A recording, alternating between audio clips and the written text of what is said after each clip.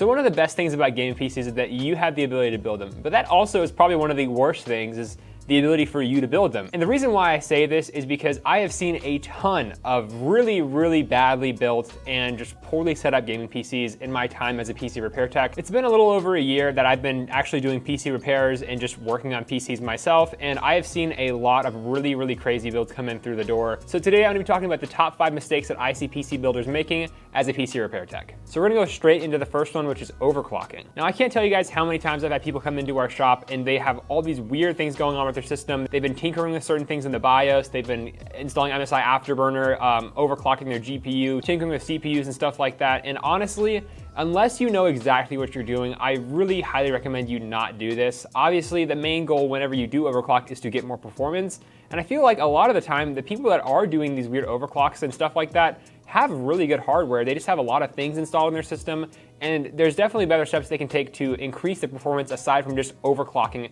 your components. And although system components can be overclocked, they're definitely not gonna be as reliable as they were out of the box in their base clock configuration. So that's just one thing to keep in mind, and I've seen a lot of people mess certain things up and need a full Windows reinstall with the BIOS reset and everything like that. So it can definitely lead to some issues, and I've seen a lot of it happen here. Number 2 is gonna be antivirus. Now, most of the time whenever people come in with a repair, they're gonna have some form of antivirus software either recently installed or previously installed and have been running in the background for a long time. Now, obviously, the antivirus software is supposed to scan your PC, and it's supposed to get rid of any unwanted viruses or just give you, some warnings if you are gonna download any virus whatsoever. But honestly, unless you're deliberately going out and trying to install things that are definitely sketchy, you really don't need antivirus software. One, a lot of it is also paid for, so you have to buy the actual subscription. 2, Windows Defender does plenty for your PC as is, that you don't even really need antivirus software. And a lot of those softwares that you download are just very taxing on your hardware, and you don't really need them. They're gonna do more harm than good. And again, like I said, if you're just gonna be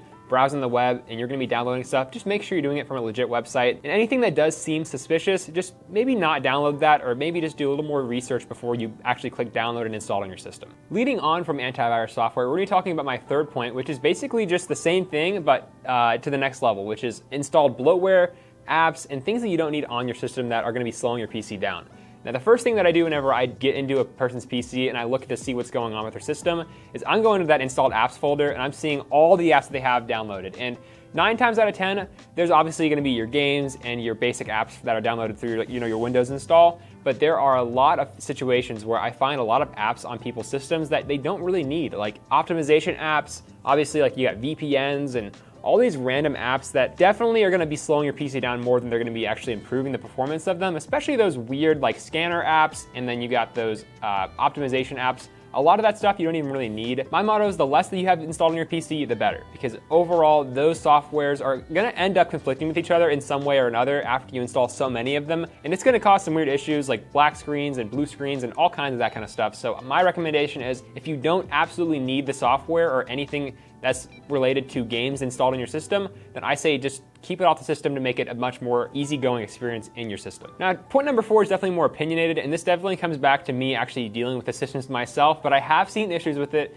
And number 4 is cleaning your PC. I cannot tell you how many PCs have come in that are absolutely disgusting. And although that does sound pretty harsh, that is honestly just the truth. I've seen tons of PCs come in with literal inches of dust on them, and it's just terrible for the components of the system. I mean, your air coolers get clogged with dust and dirt and buildup, and then you have power supplies getting choked out from all the dust that's being underneath the system. And it can just even kill components as well if you have a lot of dust in that system. Dust obviously holds moisture, and moisture can kill components. So the best thing to do with a nice, healthy PC is make sure that thing stays clean. If you're in a very dusty area, make sure you dust that thing out every couple months or so. And it doesn't have to be anything crazy. I mean, you can even just go in, take the glass panel off, and wipe down the surfaces, maybe get through those fans and stuff, and just make sure it's nice and tidy. You don't have to go crazy with the cleaning, but at least upkeep it somewhat so there's not dust being built up under power supplies and dust building up on the motherboard, things like that, to keep it nice and clean looking, and on top of that, it's gonna perform the best that it can. And number 5 might be the most important one out there, aside from obviously all the software related stuff, but parts installation. And that's honestly the biggest thing that I see with PC repair is there is so many people that don't understand the basic process of PC building, and that's just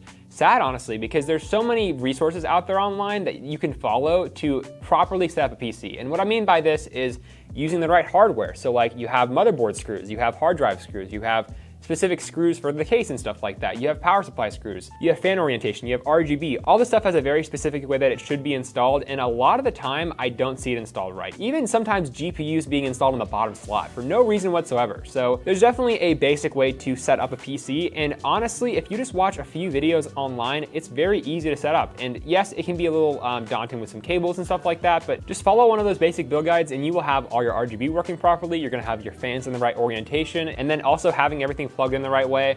Plenty of PCs come in with fans just not even plugged in at all, RGB not plugged in at all, because they don't really know what's going on behind there. And at the end of the day, if you don't know exactly what you're doing and you need some help, just look online, and if that's not enough, then you can always bring it into a repair shop like ours. I mean, I've definitely had people come in all the time where they just attempt a PC build, and they're not really getting all the small factors that go into those high-end builds especially, and they just bring them in for us to finish. So if you don't know exactly what you're doing when PC building, I would highly recommend just watching a build guide, even if it's not exactly the parts that you're gonna be using yourself. Just knowing the process, knowing how fans are oriented, knowing how things plug in, and knowing where things plug into can make a world of a difference when you're building your own PC, and it can definitely help improve your performance of your build. Even small things like installing your GPU on the wrong slot, installing your RAM sticks the wrong way, and just putting on coolers and fans the wrong way, it can definitely affect performance of your PC, and it can ultimately lead to issues. So my recommendation is just go out there and watch some build guides and practice. Make sure you're doing it the right way, because doing it the right way is always gonna save you headache in the long run. Let me know down in the comments below what mistakes you guys see PC builders making, whether it's online, in forums, or anything like that. But I will say, these are some easy steps that you can follow and maybe keep an eye out for